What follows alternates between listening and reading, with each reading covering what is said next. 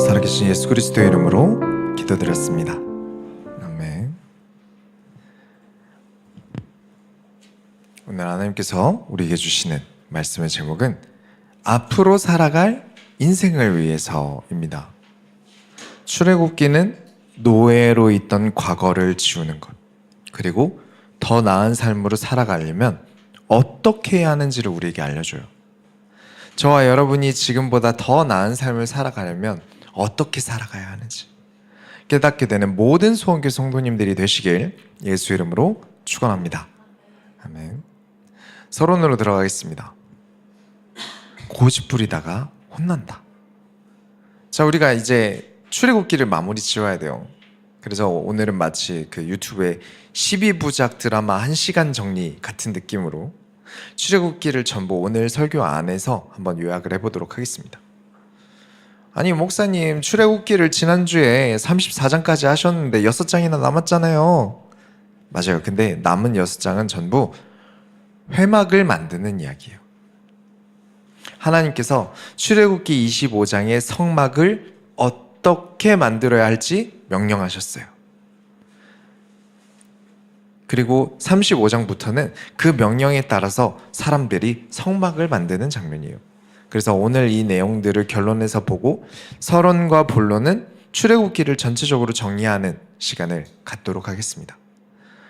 우리가 처음 출애굽기 1강을 시작할 때 말씀드렸던 게 뭐였냐면 우리가 창세기를 통해 배운 게 있죠. 그렇죠? 창세기를 지나가지 않고 이해하지 않고 출애굽기를 이해하려면 어려워요. 창세기를 통해 배운 게 있었어요. 그것이 무엇이죠? 인간은 하나님과 동행하는 존재라는 거예요. 원래 그렇게 창조된 거예요. 그런 방법이 있다가 아니라 우린 그렇게 만들어졌어요. 그래야만 해요. 그런데 하나님과 함께 한다는 말에 잘못된 경우들이 있어요. 하나님과 동행하니까 이제 아무것도 안 하고 하나님께서 하시는 것을 보기만 하면 되는 거죠. 하나님께서 다 해주실 거잖아요. 내가 뭘 하는 건 인본주의라고요. 이렇게 기도하는 게 하나님과 동행하는 거라고 자꾸 내가 안 하고 다 하나님이 알아서 해주시는 것을 믿음이라고 생각하는 사람들이 있더라고요. 그리고 또 어떤 사람들은 막 성격이 급해요. 자기가 막 질러야 돼요. 그래 놓고 하나님 어디서 뭐 하십니까? 함께 하시면 저를 도와주셔야죠. 해주셔야 될 거 아닙니까? 라고 따져요.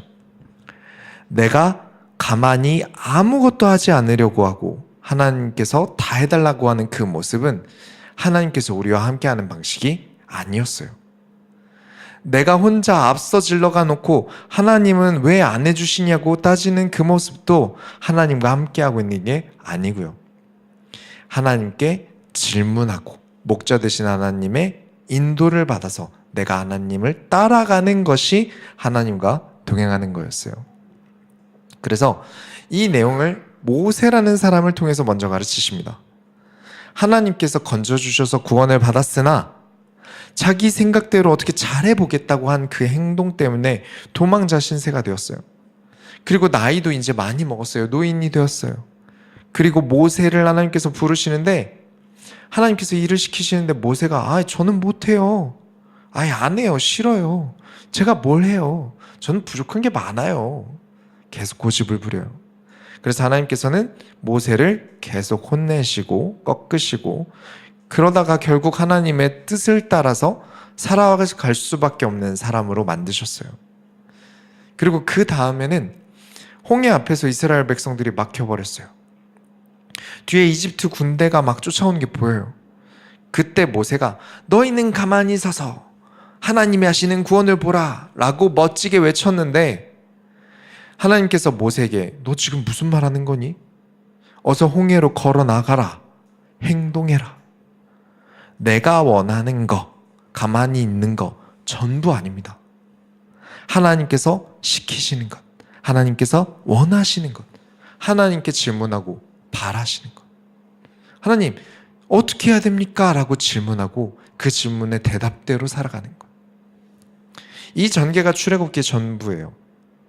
하나님과 동행하는 사람은 하나님이 원하시는 것을 한다.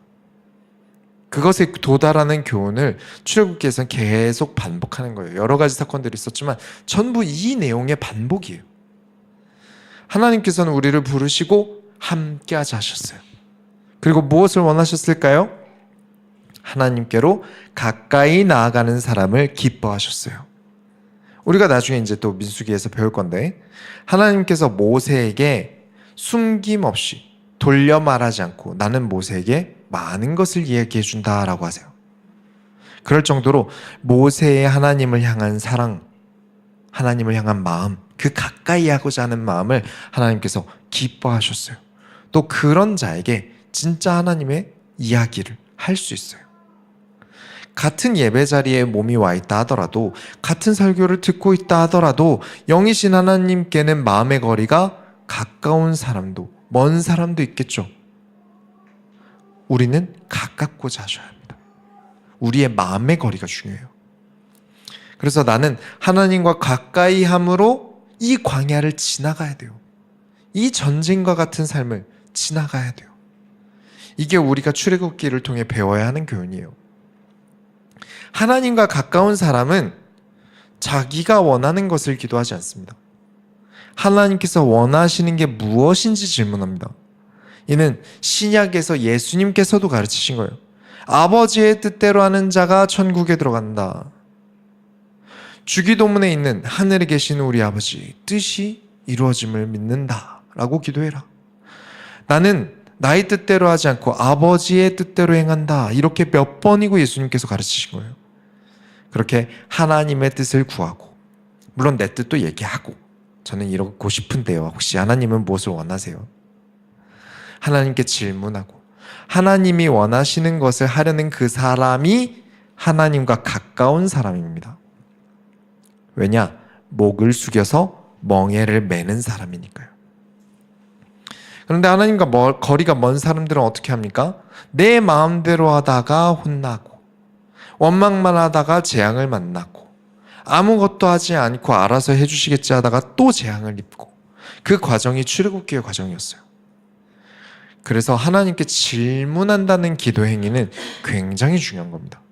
신앙의 원리에서 이 기도의 원리는 절대 빠져서는 안 되는 거예요. 내 뜻을 구하는 게 아니다. 하나님의 뜻을 구한다. 하나님의 뜻을 질문한다. 이렇게 기도하지 않는 신앙은 사실 신앙이라고 보기 어려워요. 교회 다니는 거죠. 우리의 기도는 소원 성취가 아니라 하나님의 뜻이 무엇인지 구하고 하나님의 뜻을 따라 걸어가기 위해 기도하는 거예요. 계속 안 그러면 혼날 거예요. 왜냐? 그렇게 하나님의 뜻을 구하는 자가 하나님과 가까워지거든요. 하나님은 그걸 원하시고요. 모든 이스라엘 백성이 하나님의 뜻을 따라가 살아가지 않고 살아가기에 하나님께서 고집을 꺾으십니다. 그리고 이 성경을 읽고 있는 저와 여러분도 고집을 꺾고 하나님의 뜻을 따라 살아가야 합니다. 그 말은 결국 우리가 내 뜻을 밀어붙이는 고집을 내려놔야 한다는 말이에요. 너희는 목이 곧은 백성이구나. 목이 뻣뻣한 백성이구나. 이 말의 유래가 무엇이었는지 잊으시면 안 돼요. 소가 멍에를 매야 하는데 일하기 싫고 내 마음대로 하고 싶어서 목을 뻣뻣하게 들고 버티는 행위를 말하는 말이에요. 여러분, 고집 부리면 모세처럼 죽기 직전까지 갑니다. 두 가지를 기억하셔야 돼요. 하나는 우리가 앞으로의 삶을 고집 부리며 살아가지 말아야 한다는 겁니다. 우리가 앞으로 살아갈 날들은요. 진짜 죽을 고비 넘기고 싶지 않으면 항상 하나님의 뜻을 구하며 살아가셔야 돼요. 그리고 두 번째, 이게 가장 중요한데, 여러분이 힘드셨던 그 과거를 잊으시면 안 됩니다. 이 자리에 앉아 있다는 것은, 예배를 드리러 와 있다는 것은 한 차례 고집이 꺾일 사건이 있었다는 거예요. 분명히 어떠한 사건들에 의해서 우리가 고집이 꺾이고 예배 드리러 온 거예요. 그러니 과거를 망각하는 일은, 잊어버리는 일은 얼마나 손해인지 아셔야 됩니다. 자다가도 벌떡 일어날 그날의 아픔을 잊으시면 안 돼요. 그렇지 않으면 우리는 계속 앞으로의 삶에서 우리는 또 하나님 앞에 고집을 부릴 거예요. 아팠던 기억이 잊혀지면요. 제가 원하는 대로 해주세요. 제가 원하는 대로 왜 안 해주세요? 라고 또 고집 부리다가 또 고통스러운 일들을 또 만날 거예요. 그렇게 모세는 그런 일들을 겪고 물이나 불이나 이집트보다 하나님이 더 무섭다는 것을 깨닫습니다. 그래서 모세는 불이나 물보다 무섭게 느껴지는 4대 문명 중 하나인 이집트에 혼자 싸우러 들어갑니다. 그리고 그곳에서 모세 한 명은 엄청나게 무시를 당하면서 시작을 했지만 보이지 않는 하나님께서는 이집트보다 크심을 증명하십니다. 우리의 뜻을 꺾고 하나님께 순종하는 멍에를 매는 삶을 살아가는 모든 소원교회 성도님들에게 이 세상 모든 것보다 하나님이 크심이 보여질 줄 믿습니다. 본론으로 들어가겠습니다. 하나님 나라의 군대가 되어라. 최근에 그 난방비 인상으로 다들 난방비 폭탄을 맞았잖아요. 그래서 이제 외식을 줄인다든가 난방을 최대한 적게 튼다든가 하면서 이제 안 하던 행동들을 이제 많이 하기 시작하셨어요. 그렇습니다. 인간은 말이죠. 20만 원, 30만 원에도 우리 고집은 충분히 꺾입니다. 그런데 하나님은 이집트를 이기신 하나님, 내 목숨을 손에 쥐고 계신 하나님이에요. 그런데 하나님이 눈에 보이지 않으니까 하나님께는 고집을 부려요.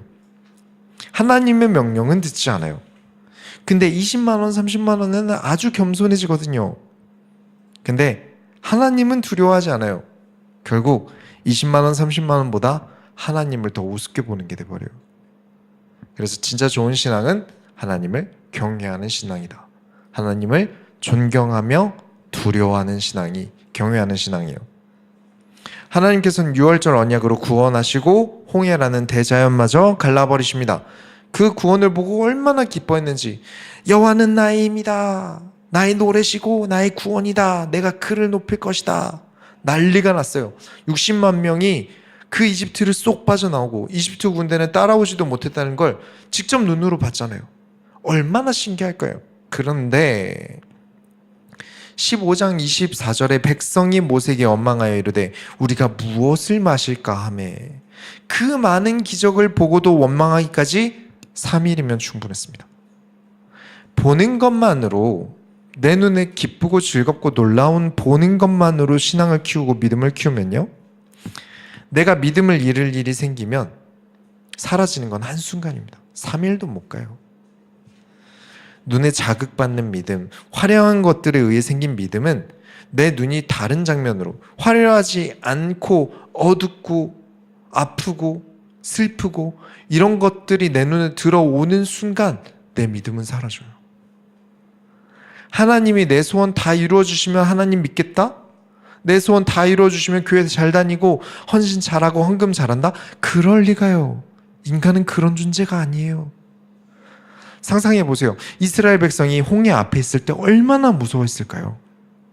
제발 살고 싶어. 이런 곳에서 죽고 싶지 않아.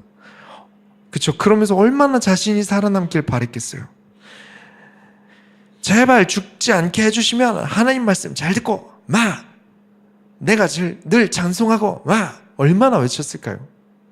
그렇게 바라고 소원하고 빌다가 진짜 바람대로 죽지 않고 살아서 홍해를 건넜어요. 그래서 하나님은 신중의 신이고 여러 나라가 듣고 떠들고 여호와는 나의 구원이시고 나의 노래시고 그랬는데 겨우 3일 지나고 아이고 모세가 원망스럽다. 어째서 우리를 이런 곳에 끌고 와서 물도 못 먹고 죽게 만들까요? 이러다 죽겠다. 나일강 근처 살 때는 우리가 물 걱정은 안 하고 살았는데 아이고 그립다. 그렇습니다. 여러분, 소원성취로 생긴 믿음은 길어야 3일입니다. 인간은 참 나빠요. 바라는 것이 이루어지니까 오히려 더 바라는 것을 하나님께 딜을 쳐요. 소원성취로 생긴 믿음은 절대로 하나님을 경외하지 않습니다. 두렵지 않거든요. 믿음은 눈에 보이는 기적이나 사건에 의존해서는 안 됩니다. 보지 않고도 하나님을 신뢰하는 것이 참된 믿음이에요. 우리가 서론에도 이야기 드렸지만 하나님의 뜻에 순종하며 나아가는 삶이 우리를 살아가게 해요. 그게 우리의 믿음을 키웁니다. 그래서 이를 여호와의 군대라. 12장 41절에 430년이 끝나는 그날에 여호와의 군대가 다 애굽 땅에서 나왔은즉. 군대가 통제를 벗어나고 방자해진다? 우리가 방자해진다는 게 뭔지 보았죠? 그건 군대가 아니에요. 여호와께서 좌로 가 하면 좌로 가고, 우로 가 하면 우로 가고, 발 맞춰 가 하면 앞으로 가는 게 군대예요. 근데 자꾸 토를 달고 목을 뻣뻣하게 한다? 그러니 혼나는 거죠. 어느 군대가 입대하고 훈련소에서 조교가 제발 말 좀 들어주세요. 이거 진짜 맛있는 빵인데 못 드셔보셨죠? 드시면서 해보세요. 맛있죠? 더 드릴 테니까 제발 한 번만 앞으로 가 하면 그때 걸어가 주세요. 누가 이럽니까? 말 안 듣는다? 바로 멱살 잡혀서 끌려가는 겁니다. 주도록 굴려야 되는 거예요. 그렇게 군인 각을 만드시는 거예요. 크리스찬 각도 똑같습니다.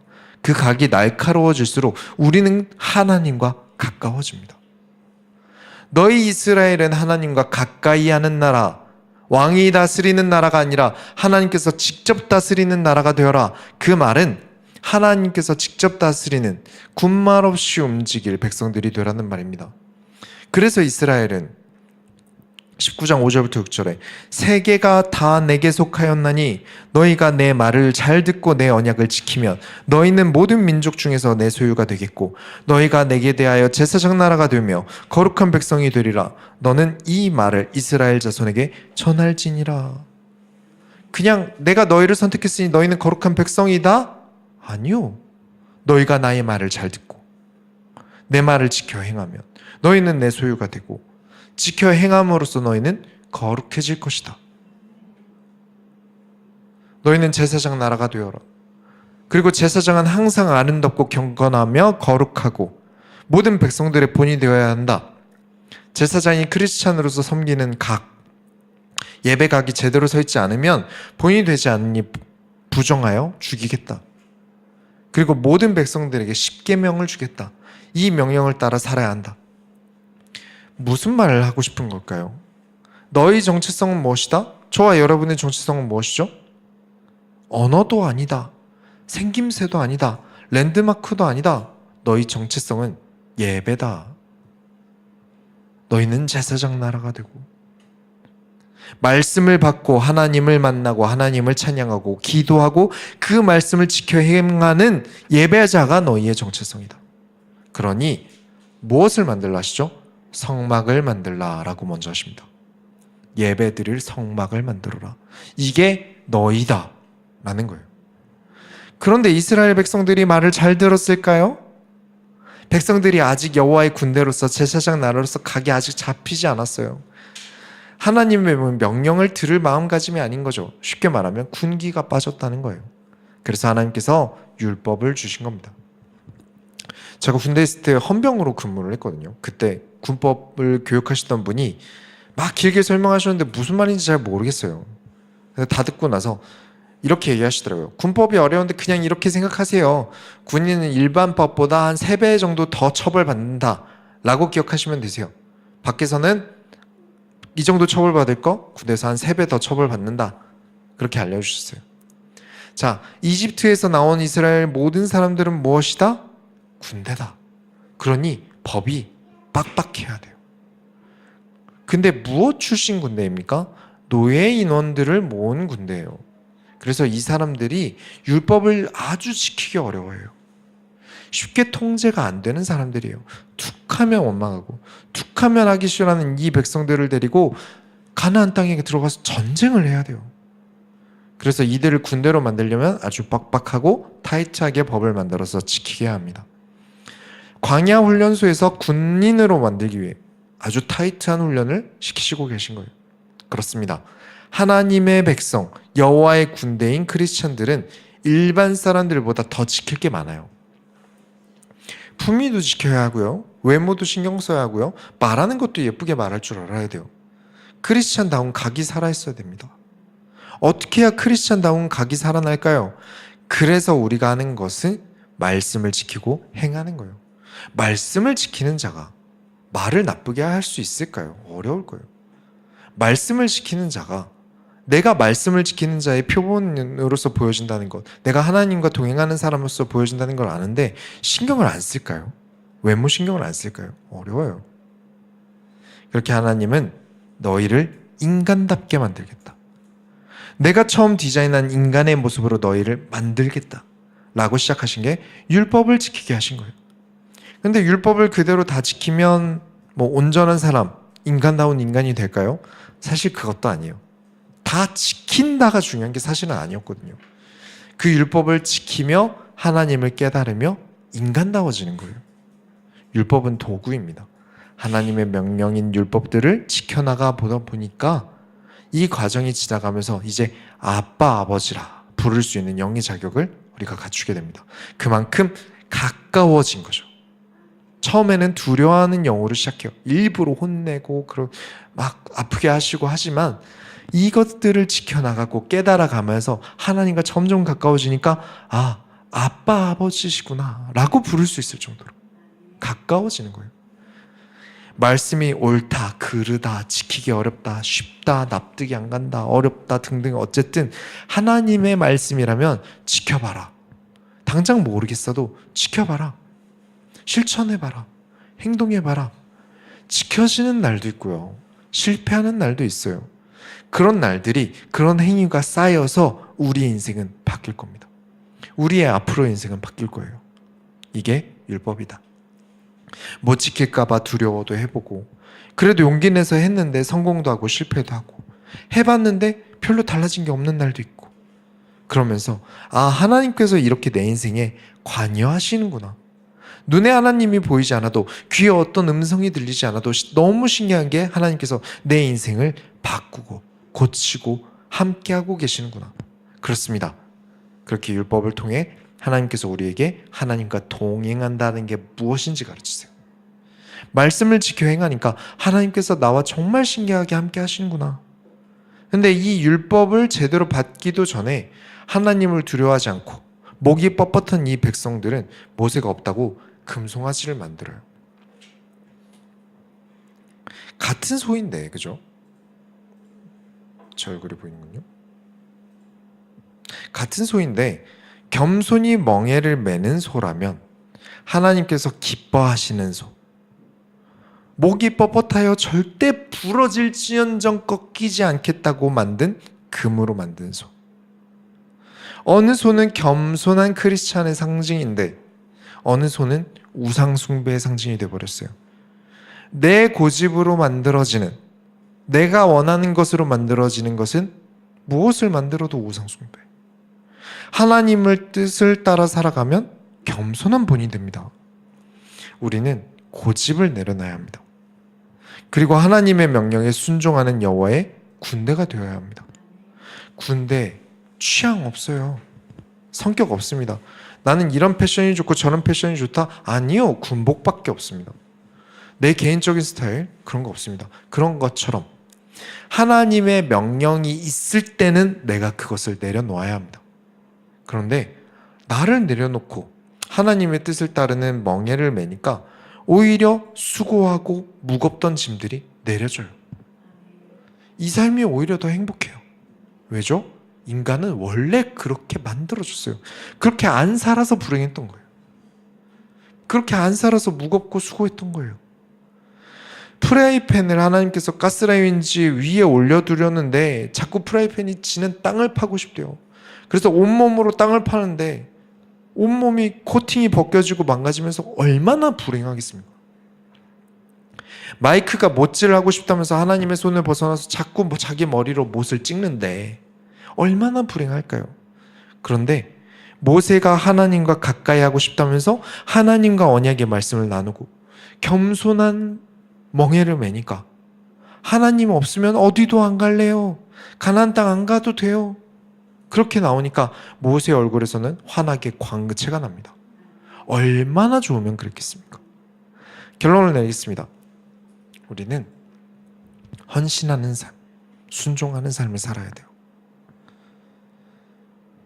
이제 남은 장들을 보도록 하겠습니다. 백성들이 성막을 만들어요. 그 성막의 모습은 예전에도 보여드린 적이 있죠. 35장 21절에 마음이 감동된 모든 자가 자원하는 모든 자가 와서 회막을 짓기 위하여 그 속에서 쓸 모든 것을 위하여 거룩한 옷을 위하여 예물을 가져다가 여호와께 드렸으니 억지로 하면 안 됩니다. 헌신은 억지로 하는 게 아니에요.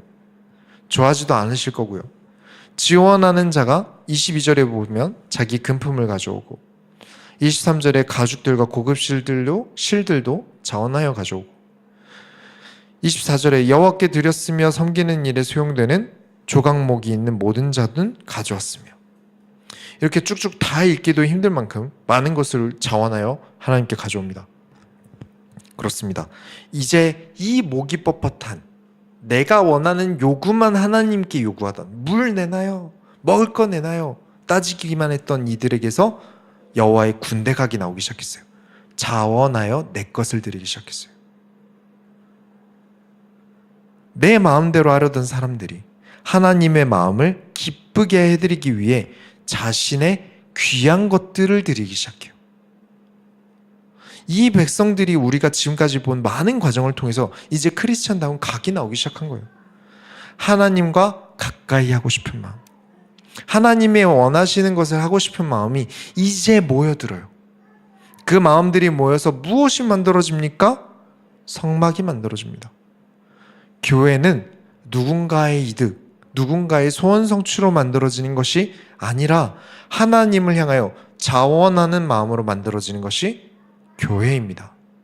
교회는 그런 곳이어야 돼요. 교회 반주자를 이제 좀 알아보려고 인터넷에 요즘 이제 구인구직 시세가 얼마인지 좀 가벼운 질문글을 이렇게 인터넷에 올렸는데 저는 가볍게 올렸는데 댓글이 한 50개 넘게 달렸어요. 엄청 달렸죠. 여러 경우들이 있나 봐요. 어떤 엄청 큰 대형 교회에서는 반주를 하게 되면 이제 이력서에 임팩트가 남나 봐요. 그래서 대형 교회 반주자는 반주자를 구인하면 페이 없이 무료로 반주를 한다고 해요. 왜냐, 그게 스펙이 되니까요. 그리고 그보다 작은 교회에서는 반주자 페이를 한 30에서 40선으로 받는다고 해요, 한 달에. 그렇게 예배 반주를 하는 것 같아요. 이에 대해서 어떤 사람들이 이제 계속 댓글을 달면서 싸우는데, 이 댓글창에서 싸우는데, 왜 오히려 작은 교회에서 돈을 받으려고 하고 큰 교회에서 돈을 안 받고 일하려고 하냐고 막 비판을 해요. 저는 그렇게 생각합니다. 우리가 교회에서 필요한 물건이 사면 정당한 대가를 주고 사잖아요.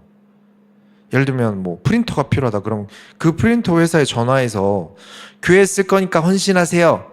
HP 당신 헌신하세요. 이렇게는 안 하잖아요. 그죠? 강요하지 않아요. 정가를 내고 구매를 해야죠. 그죠? 교회에서 필요하니 반주자를 구인구직한 거라면, 그죠? 교회가 그 사람을 고용한 거예요. 그러니 정당하다 생각되는 페이를 받으면서 일하는 게 맞는 거죠. 그 사람이 강제로 반주 헌신하세요. 왜 돈을 받고 하세요? 그냥 하세요. 이러면서 헌신을 강요하는 게 아니에요. 그래서는 안 돼요. 그리고 또 어떤 성도가 제가 반주를 하겠습니다 라고 헌신하는 경우도 있잖아요. 헌신하고 있는 사람에게 교회가 왜 페이 안 주냐 라고 화내는 사람도 있어요. 그래도 줘야지. 아무리 헌신이라도 제대로 된 급여를 줘야 하는 거 아니냐 라고 하는 사람도 있어요. 자, 지금 이 성막을 짓는 일에 사람들이 헌물을 합니다. 이들은 무슨 대가를 위해서 이러고 있을까요? 이들의 헌신의 대가는 하나님의 기쁨이 되기 위해서요. 나를 위하여 성막을 만들어라. 이 명령이 사람들이 하나님을 위하여 드리는 거잖아요. 반주를 한다는 사실도 똑같아요. 내가 하나님께 드리겠다는 헌신인지 교회가 필요해서 나를 고용하는 건지 둘은 얘기가 다른 거예요. 반주를 한다는 사실은 똑같아도. 하나님, 저는 하나님과 가까이 하고 싶어요. 그래서 교회에서 반주로 헌신할 거예요. 그런 헌신에 무조건 대가를 교회에서 지불해야 된다 그러면 진짜 이상해지는 거예요. 왜냐? 하나님이 받으셔야 하는 아름다운 헌신을 교회가 가로채려는 거예요. 아니야, 너 정당한 대가를 받아. 그건 헌신하지 마가 되어버리는 거예요. 이 아름다운 모습이 크리스찬 각입니다. 하나님이 열심히 여호와의 군대로 만든 모습이 이 모습이에요. 그래서 아름다운 예시를 한 가지 우리에게 설명합니다. 35장 30절에 부터 31절에 모세가 이스라엘 자손에게 이르되 볼지어다 여호와께서 유다 지파 훌의 손자여 우리의 아들인 브살레를 지명하여 부르시고 하나님의 영을 그에게 충만하게 하여 지혜와 총명과 지식으로 여러 가지 일을 하게 하시되 하나님께서 브살렐이라는 사람을 부르세요. 브살렐이 어떤 사람이라서 이를 부르시고 가르치실까요? 하나님의 영광에 충만한 사람. 하나님께 관심 있고 하나님을 가까이 하려니까 하나님께서 그를 충만하게 하신다. 그리고 32절부터 33절에 금과 은과 노수로 제작하는 기술을 고안하게 하시며 보석을 깎아 물리며 나무를 새기는 여러 가지 정교한 일을 하게 하셨고 하나님의 영에 감동되어 헌신을 마음먹은 사람에게 하나님께서 가르치시고 그를 뛰어나게 하신다. 근데 여기서 끝나지 않고 34절부터 35절에 또 그와 단지파 아하사막의 아들 오홀리압을 감동시키사 가르치게 하시며 지혜로운 마음을 그들에게 충만하게 하사 여러 가지 일을 하게 하시되 조각하는 일과 세공하는 일과 청색, 자색, 홍색 실과 가는 배의 실로 수 놓는 일과 짜는 일과 그 외에 여러 가지 일을 하게 하시고 정교한 일을 고안하게 하셨느니라. 오홀리압이라는 사람이 또 여호와 앞에 감동을 받아요. 저도 하나님과 함께 할래요. 더 가까워지고 하나님께 더 많은 것을 제가 드리고 싶어요. 그래서 브살렐이 오홀리압을 만나 또 가르쳐요. 기술을 가르쳐요. 함께 성막을 만들어 나가요. 헌신을 보고 헌신을 하고 헌신을 배우고 함께 헌신하고 무엇을 위해? 내 주머니를 위해? 내 이득을 위해? 이거 하면 돈 줘서? 아니요. 주를 위하여. 하나님을 기쁘시게 하기 위해서. 너무 아름답지 않습니까? 사람들에게도 본이 되고 그 모습을 보고 36장에 넘어가니까 다른 지혜로운 사람들이 붙어서 함께 성막을 또 같이 만들어가기 시작해요. 교회는 그렇게 만들어져 가야 합니다. 물론 당연히 필요하다면 나중에 성전을 짓기 위해서 백향목을 정가를 내고 이제 수입도 하고요. 기술자도 수입을 합니다. 정당한 대가를 지불해야죠. 그러나 헌신하는 사람이 또 있다면 그 헌신은 대가가 돈이 아닌 거죠. 지금 우리 교회에서 여러모로 많은 분들이 헌신해주고 계세요. 목회자를 위해서, 교회를 위해서 부단히 헌신해주고 계세요. 여러분 왜 이런 헌신을 하십니까? 여러분의 헌신은 여호와를 위해 교회를 세우는 헌신이에요. 그 헌신을 하는 사람들은 교회를 아름답게 만들어요. 성도들의 본이 되고요. 하나님을 사랑함으로 가까이 나아가게 만들어요. 억지로 하는 헌신은 얼굴을 어둡게 만듭니다. 억지로 해서는 안 돼요. 자원하는 마음으로 해야 돼요. 그리고 하나님을 상대로 내가 헌신하겠다고 언약을 맺은 거라면 사람과 약속한 것보다 더 책임감을 가지고 해야 합니다. 더 책임감을 가지고 하셔야 돼요. 그렇게 하나님과 가까이 하고 싶은 헌신은 여러분의 얼굴을 시간이 지나 행복한 광채가 나게 만들 겁니다. 방해 요소도 있겠죠. 헌신을 하다 보면 싫은 일들도 발생을 합니다. 그러나 우리가 누굴 위해서 헌신하고 있습니까? 여호와께서 내가 그들 중에 거할 성소를 그들이 나를 위하여 짓되. 우리가 교회를 만들어가는 것은, 우리가 교회에 헌신하는 것은 여호와를 위하여. 우리의 헌신의 목적은 여호와를 위함이지 돈과 인기와 명예를 위해서가 아닙니다. 내 거야, 내 금이야, 내 돈이야, 내 보석이야, 이런 내 것을 고집부리던 것을 그만두고 하나님께 드리며 멍에를 메고 헌신합니다. 그런데 그렇게 성막을 다 짓고 나서 보면 어떻다고요? 모든 게 나를 위해서. 여기 있는 모든 것들이 하나도 빠짐없이 하나님을 위한 게 없어요. 뭐든지 다 나를 위해서 만드셨어요. 성막 안에 있는 지성소를 여호와를 위해 만들었는데 그 지성소가 존재하는 이유가 성소, 물두덩, 반제단 전부 하나님을 위해서 만든 줄 알았는데 하나님께서 나를 위해 만들라 하신 거예요. 멍에를 짊어지라고 해서 짊어지고 열심히 하나님 나라의 일을 했는데 그 모든 일이 예수님께서 나를 행복하게 하시기 위해서 하신 거였어요. 이 사실을 깨닫고 주를 위하여 살아가는 것이 얼마나 행복한 일인지, 기쁨인지 깨닫게 되는 모든 소원교회 성도님들이 되시길 예수 이름으로 축원합니다. 우리가 하나님의 손을 밀어드립시다. 하나님 감사합니다. 우리가 오늘 출애굽기를 돌아보면서 우리가 하나님께 나의 고집을 내려놓고 나의 것을 하나님께 드리고 하나님의 말씀에 순종함이 얼마나 우리를